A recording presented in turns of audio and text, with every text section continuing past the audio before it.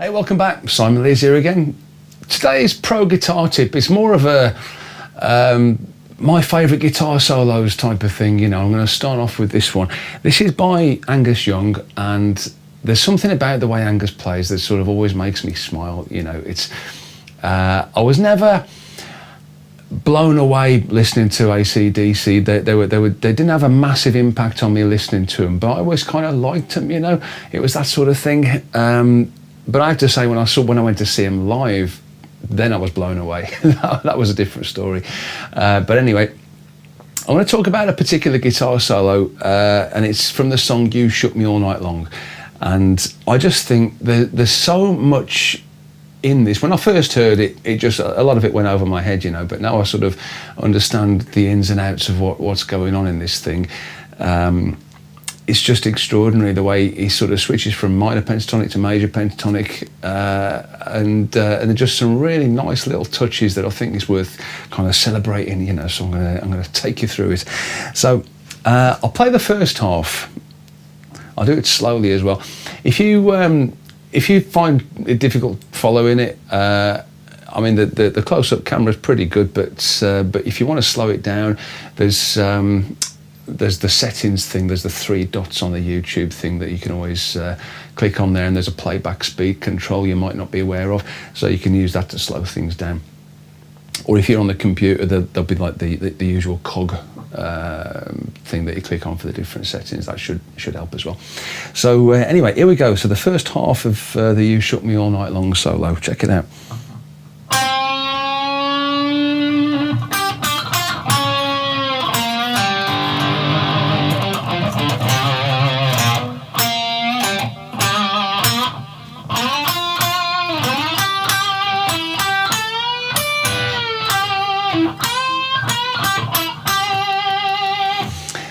The reason it sounds the way it does, it's the way he's cutting notes off. He's not letting them ring out and kind of bleed into each other sort of willy-nilly, you know. He's kind of being very careful about which notes he lets ring out, which ones he chops. So the first one, it's a very slow bend, you know. When you're reading tab, it's not always obvious how long the notes last or how long bends take and things like this, you know. So this is why guitar lessons are a great idea. So you start off. It's a 2-fret bend, so you're bending from a 5 to 7. And take your time, you know. I mean, even when you do it at full speed, you know, it's not much different. And at the top of the bend, he puts a little bit of a vibrato on there as well. Then the next couple of notes, you can use your first finger for them, on the thin E and the B. And what I do, I kind of roll my first finger from the E to the B. Now I'm chopping each note off before playing the next one. And for that, you can use the edge of your palm, or you can use the edge of your thumb as well. That's another useful way of damping. So. And then the third note after the bend, that's another one you've got to chop off. And I'm damping that. I think I'm using the combination of the back of my palm and also just kind of relaxing my finger. When you relax your finger, the string comes away from the fret. So if there's air between the string and the fret, it can't make a sound, you know. So that's another way of damping. Just sort of relax your finger.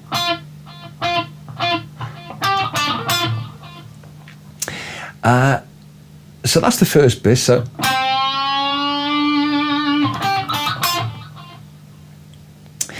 the next bit is a pre-bend, and it's not a full pre-bend, you know. It's not a 2-fret bend. It's in the same place as the original bend was, on the 5th fret of the G, but it's slightly lower. So you get that sort of blues, kind of dirty bluesy sound, you know. So it's you're only pushing the string up to where the D string normally sits.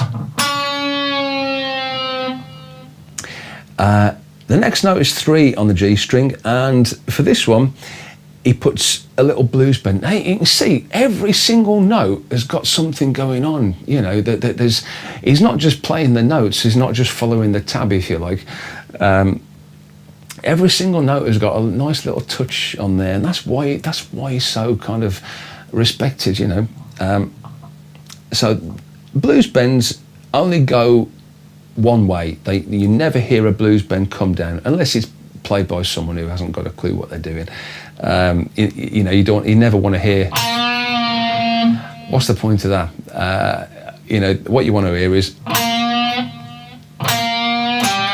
especially when it's followed by that note. That's the magic note. And in this case, that's exactly what happens. You know, so you do the blues bend, and then as I'm about to play the following note, I'm using my third finger. My third finger is leaning across all the thin strings. It's not standing up straight. It's not curled round. It's absolutely flat, you know. And as I lift my finger that's done the blues bend up, then the G string comes up to meet that finger, to meet my third finger, and my third finger dampens it, you know, so at the same time. So I haven't got to do anything special to sort of stop those two notes ringing together. But what you mustn't have is, that's the worst sound in the world for me. That it's awful. So you've got to try and stop that blues bend from coming back down. You know, you've got to get that real bluesy sound. So that note that I played on the D is followed straight away by a note on the same fret on the A string.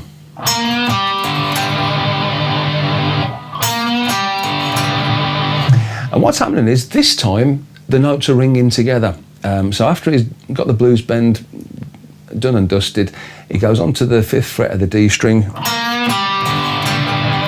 And he plays the 5th fret on the A string. Notice I'm using my second finger for the A string. I don't want to put my third finger across both strings because it's going to be very difficult to control. So having a separate finger on there makes it a little bit easier. You could, I suppose,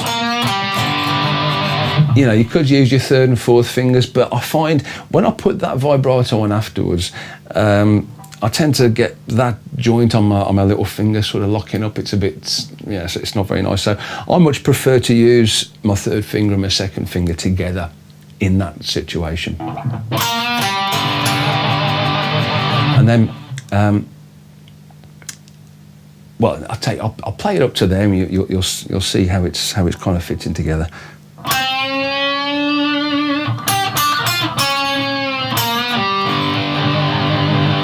So it's that vibrato at the end. It's kind of simulating a bottleneck, you know. I'm not very good with these things, but we'll give it a go.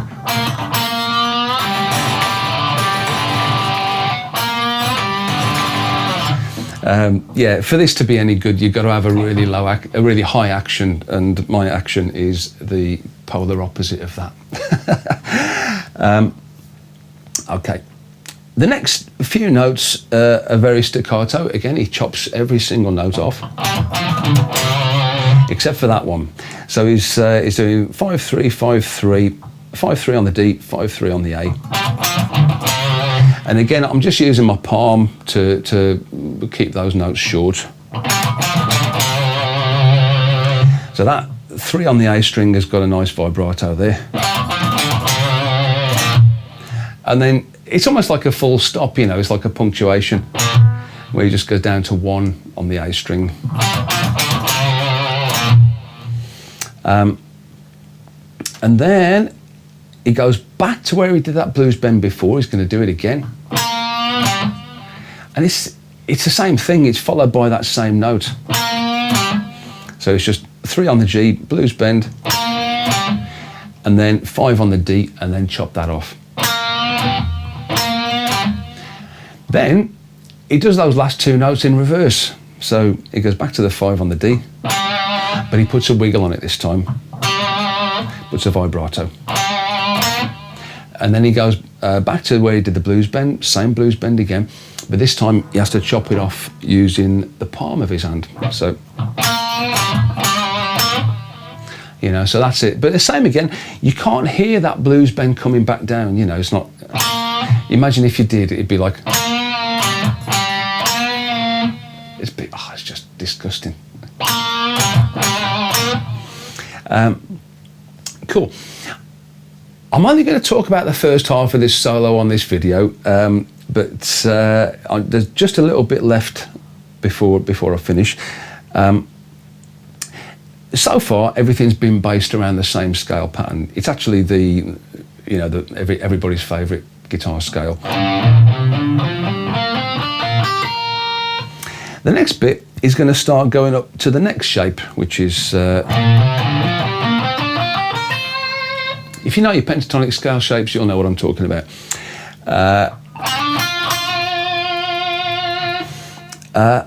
And then he kind of repeats that phrase so that it's 5 on the G, slid up to 7, and then 6 on the B string.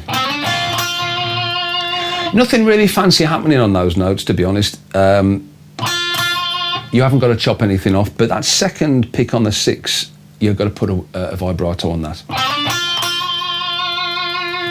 And then he copies that pattern. He just moves it up 2 frets. So he's going 7, slide up to 9, and then 8, 8 on the B string. This is where it starts getting interesting from a theory point of view, because so far he's been in G minor pentatonic. At that point,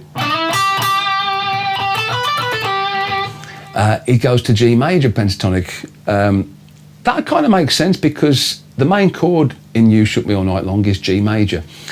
But it's one of these strange things that often you can play a minor pentatonic over a major chord. It doesn't always work, but if the general feel of the song is a kind of blues, it's got a bluesy nature, you can get away with it, especially when you do the blues bends, because it's those blues bends which make the minor pentatonic kind of fit the major sound. You know, so it's like that's the major third, if you like. That's the note in G major which makes it sound major rather than minor. But in the scale, it's like you got the minor third, and if you play the 2 notes together, there's a clash. It's not very nice. But if you bend the minor third to make it sound like the major third, you can hear those two notes coming together. And that's how you get away with playing a minor pentatonic scale over a major chord. When you hit that particular note, give it a little bend and it fits. The old guys used to call it right and the wrong, you know, so it's so you're making a bad thing good, basically.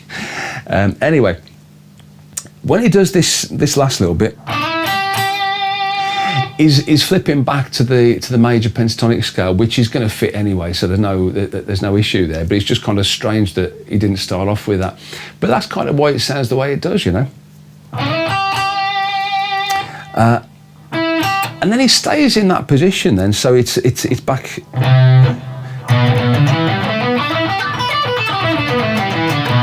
That's the scale pattern, and then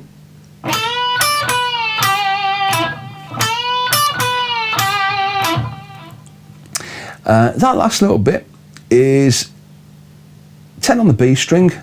You bend that, so it's a 2 fret bend, and then your little finger plays 10 on the thin E. Now I'm trying to make sure that they don't ring together, you know, so I'm chopping off the sound of the B string as I play the thin E, trying to do it at the same time as I pick it, so there's no gap in between. I'm keeping that string bent, you notice, and then I'm picking it again and letting it come down. So I'm letting the string come back down and then playing 8 with a vibrato. And then just to finish it off, I've got 9 on the G string, and that's like the full stop or the punctuation mark in that section. Then he kind of goes back to the minor pentatonic.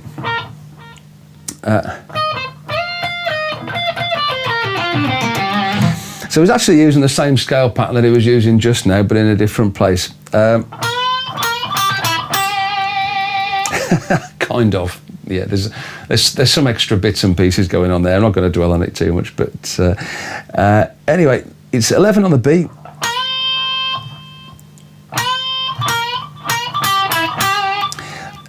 And then you bend it, so it's a 2-fret bend, and then you chop it off so you can't hear it coming down, and then same fret, same string, just a little blues bend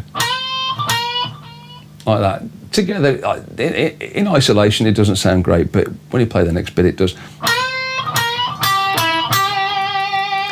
And then the last 3 notes are 8 on the B, 9 on the G, and then back on 8 on the B with a vibrato.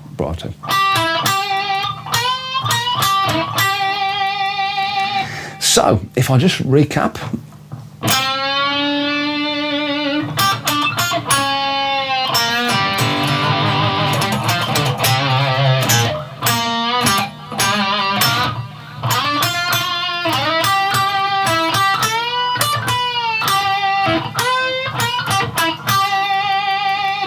So that's the first half of the You Shook Me All Night Long solo. I'll show you the second half next week.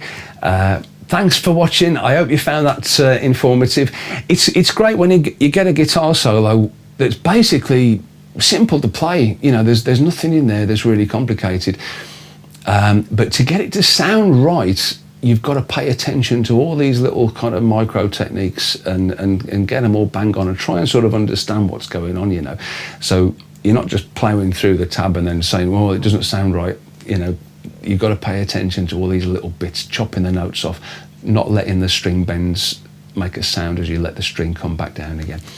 It all matters, you know. And it's this type of thing where when you watch someone, you can watch 2 people playing it. One who's only been playing for a few months, and one who's been playing for years and years. And usually that's what the difference is. You know, the inexperienced player isn't aware of what's going on. You know, they're just kind of thinking of the numbers or whatever.